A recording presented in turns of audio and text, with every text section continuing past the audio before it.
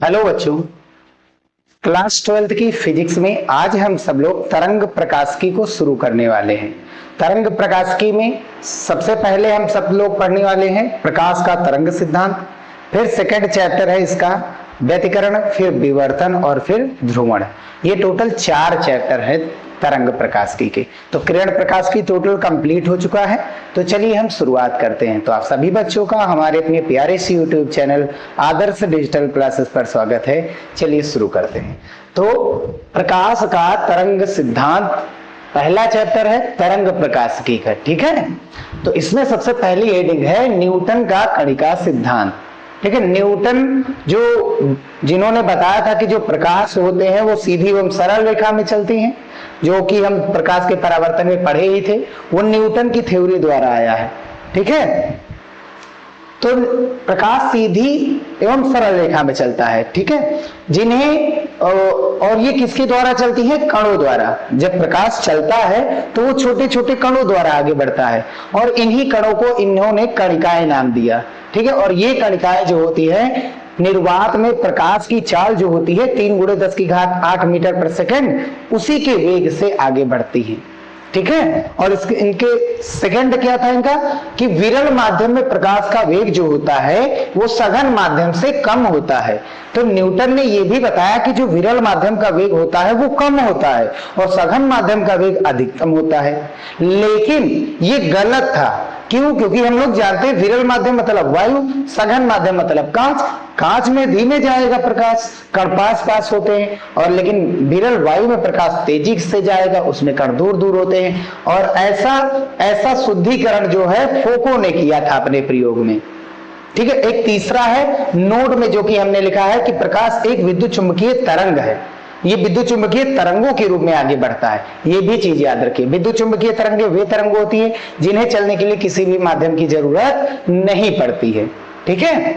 तो ये 3 चीजें इन्होंने बताई थी। इनमें इनकी सफलता क्या है? इस सिद्धांत से यानी कणिका सिद्धांत से प्रकाश के परावर्तन और अपवर्तन के नियम की व्याख्या की जा सकी थी, ठीक है। और इनकी असफलता क्या है? तो कणिका सिद्धांत जो था वो व्यतिकरण, विवर्तन, ध्रुवण आदि घटनाओं के बारे में व्याख्या नहीं कर सका, ठीक है। तो ये था न्यूटन का कणिका सिद्धांत। तो क्या होता है कि प्रकाश सीधी एवं सरल रेखा में कणों द्वारा चलता है और इन्हीं कणों को कहते हैं कणिकाएं।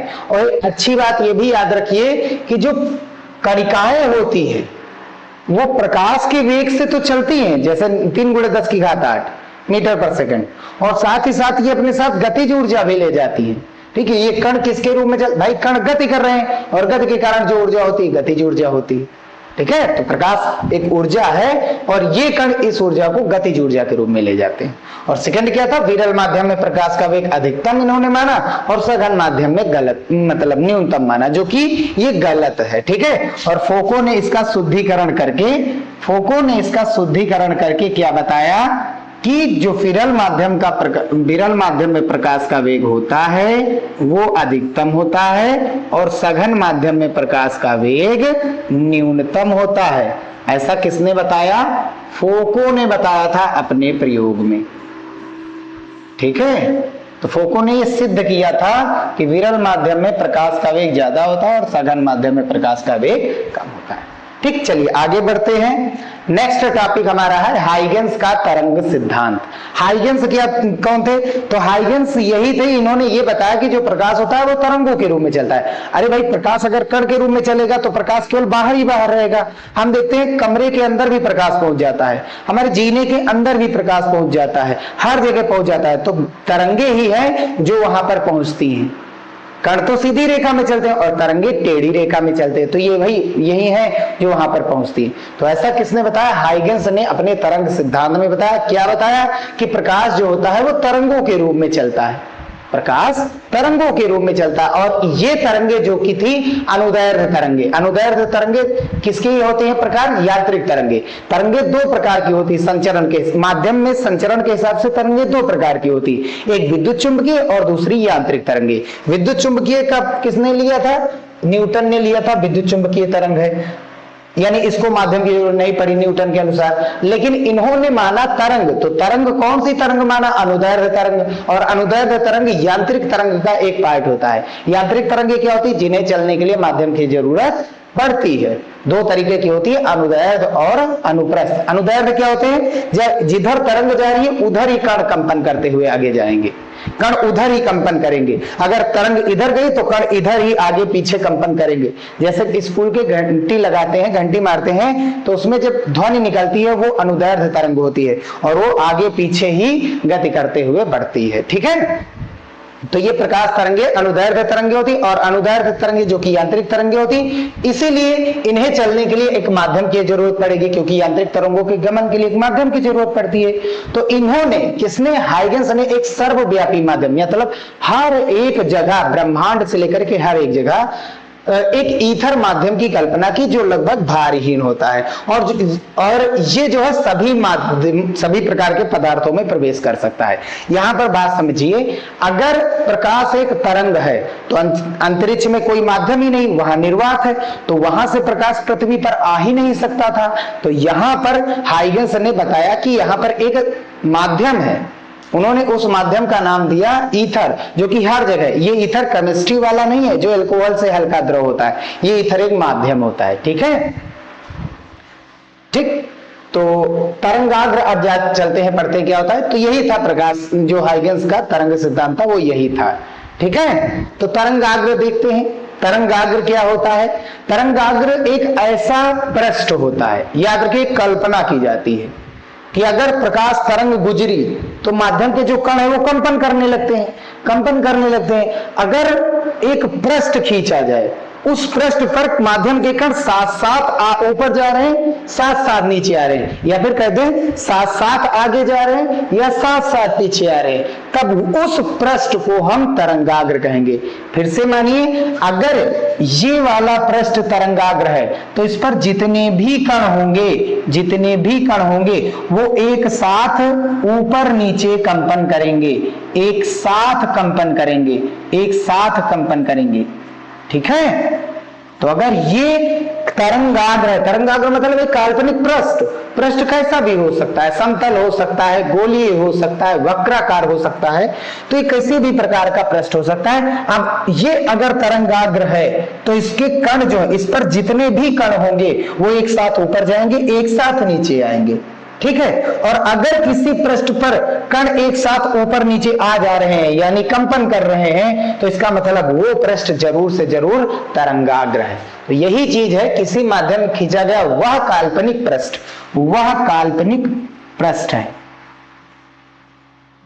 जिस पर स्थित सभी कण, जिस पर स्थित माध्यम के जो जितने भी कण होते हैं वो कंपन की समान कला में हो। समान कला का मतलब यहां पर क्या है? समान कला का मतलब यहां पर यह है समान कोण। कला का मतलब एक प्रकार से कोण भी कह सकते हैं आप, कोई दिक्कत नहीं है, लेकिन कला जो होती है वो कण की स्थिति के बारे में बताती है। किसी भी माध्यम में जो कण होते हैं उनकी स्थिति के बारे में बताता है, उनका वेग के बारे में बताता है, यही कला जो होती है, फेज होता है। ठीक है, तो ये याद रखिए। अगर ये तरंगाग्र एकदम सीधा ऐसे है, मान लिया गया ऐसे, तो इस पर यहाँ पर इतने ये कण है माध्यम, ये हमने माना एक तरंगाग्र, और ये सब इस पर पृष्ठ हैं। अब ये सभी क्या करेंगे?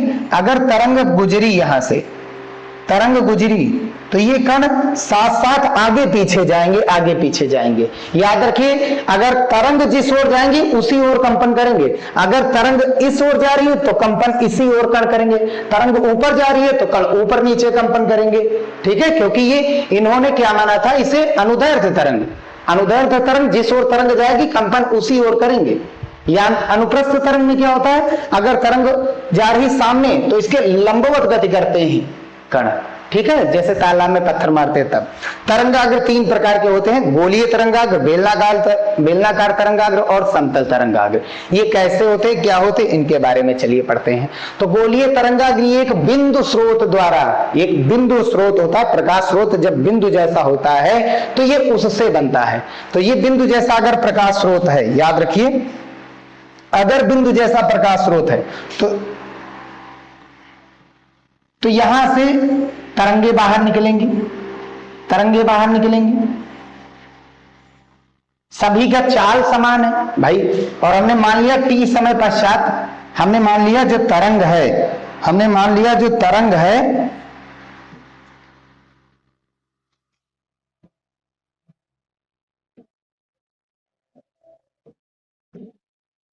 लिया जो तरंग है वो v वेग से चल रही है, गति कर रही, निर्वात में प्रकाश की चाल जैसे गति करती हैं, सेम वैसे ही होता है। एक लाइन यहां पर बढ़ा लीजिए कि ये जो तरंगे होती हैं ये निर्वात में प्रकाश की चाल यानी 3 × 10⁸ मीटर पर सेकंड के वेग से ही चलती हैं।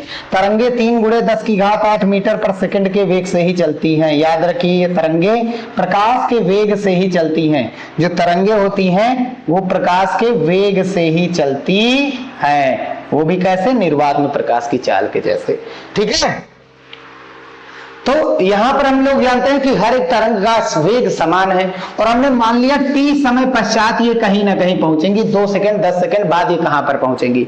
तो दूरी बराबर क्या होता है? दूरी बराबर हम लोगों ने जाना है, दूरी बराबर होता है चाल, कितना है? हर एक तरंग का v है, समय कितने के लिए हम ले रहे हैं? हर एक तरंग का t, तो सभी की दूरियां vt होंगी, इसकी भी vt, इसकी भी vt, vt vt vt। तो ये vt दूरियां तय करके आगे जब बढ़ेंगी तो आगे जहां पर बढ़ेंगी बढ़ करके यहां पर पहुंची, हमने मान लिया ये vt दूरियां हैं इनकी। अब इन्हीं बिंदुओं से हम एक पृष्ठ खींचेंगे, ठीक है, इनका बिंदुपथ बनाएंगे, तो ये क्या कहलाएगा हमारा? ये हमारा कहलाएगा गोलीय तरंगाग्र।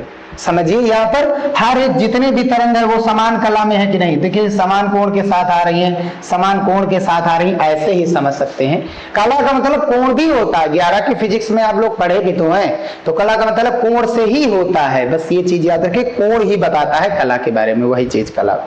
ठीक है, तो सभी कोण एक साथ आ रहे हैं, सभी कोण समान है, तो इसका मतलब ये जो पृष्ठ है ये तरंगाग्र है, और क्योंकि ये हर तरफ से गोल है तो इसलिए इसका नाम है गोलीय तरंगाग्र। अब भाई एक बल्ब लगाएंगे तो बल्ब के चारों ओर प्रकाश निकलेगा, तो एक निश्चित समय पश्चात हम क्या करेंगे? एक पृष्ठ खींचेंगे जहां जितने में प्रकाश जो है वो कैद हुआ है, तो वो जो पृष्ठ होगा वही होगा हमारा गोलीय तरंगाग्र। ठीक है, और ये सभी तरंगे होती हैं। अगला है बेलनाकार तरंगाग्र। ये क्या होती है? एक रेखीय स्रोत से उत्पन्न होती है, एक सरल रेखा के स्रोत, जैसे हम राड देखे हैं ना, राड, टेंट वाले जो रॉड होते हैं, टेंट वाली जो रॉड होती है, रॉड कैसी होती है? टेंट वाली रॉड ऐसी होती है, कुछ होती है ना, और ये ऐसे बेलनाकार होता है, इसके जैसा होता है, तो इसमें प्रकाश जब निकलेगा, अब देखो ये बेलनाकार जैसा है, बिंदु की आकार का होता है गोलाकार, तो गोलाकार तरंगाग्र बना। अब ये क्योंकि रॉड बेलनाकार है तो इससे बेलनाकार तरंगाग्र बनेगा, तो इससे भी प्रकाश जो है तरंगे हर तरफ आगे की ओर बढ़ेंगी, तो एक समय पश्चात जब हम इनका बिंदुपथ बना करके तैयार करेंगे तो वही हमारा क्या कहलाता है? बेलनाकार तरंगाग्र। अब याद रखिए यहाँ पर बिंदुपथ यहां से नहीं बनाया गया है, इनको आगे जोड़ दीजिए, यहां से बनाया गया है। ठीक है भैया, यहां से बनाया गया है, यहां से, ठीक है ना। तो बिंदुपथ बना करके हमने क्या किया? यहां से बिंदुपथ इतना, ये यहां पर पहुंची, ये यहां पर पहुंची, आगे भी हर तरफ से गोल है, ये यहां पर पहुंची। तब इन सभी को हम जब मिलाएंगे, तब ये बनेगा हमारा बेलनाकार तरंगाग्र। ठीक है, रॉड है तो रॉड जैसा है, प्रकाश बेलनाकार निकलेगा, तो एक पृष्ठ खींचेंगे कुछ समय पश्चात तो वो कैसा होगा? बेलनाकार तरंगाग्र। ऐसे ही समतल तरंगाग्र, ये समतल तरंगाग्र जब यही जो रॉड है ये बहुत दूरी पर स्थित हो, यही रॉड बहुत दूरी पर स्थित हो, तो सामने से अगर देखेंगे तो ये रॉड हमें ऐसे दिखाई देगी, ये रॉड हमें एकदम समतल जैसा दिखाई देगी, इसी को कहा जाता है समतल तरंगाग्र। तो ये बहुत अधिक दूरी पर रखे रेखीय स्रोत, ठीक है, जब रेखीय स्रोत, प्रकाश स्रोत कैसा हो? रेखीय हो, तो उससे बनती है, तो इससे प्रकाश जब आती है तो हमें कैसी दिखाई देती है? एक समतल जैसा दिखाई देती है, एक समतल जैसा दिखाई देती है, प्रकाश स्रोत एक समतल जैसा दिखाई देती है, इसीलिए इसको कहा जाता है समतल तरंगाग्र। ठीक है, बहुत दूर जब रॉड होगा तो दूर से देखेंगे तो ये समतल जैसा दिखाई देगा, समतल जैसा, और सब देख नहीं सकते, हम सामने की बात कर रहे हैं तो वो समतल जैसा दिखाई देता है, इसीलिए इसको क्या कहते हैं? समतल तरंगाग्र। बस इतना ही टॉपिक इस वीडियो में हम कंप्लीट किए हैं। नेक्स्ट वीडियो में हम सब लोग हाइगन्स की द्वितीयक तरंगिकाओं के बारे में जानेंगे और उसका सिद्धांत क्या होता है उसके बारे में जानेंगे। वीडियो यही समाप्त करते हैं। वीडियो पसंद आया हो तो उसे लाइक जरूर कीजिएगा, चैनल में नए आए हो तो उसे सब्सक्राइब कीजिएगा। मिलते हैं नेक्स्ट वीडियो में।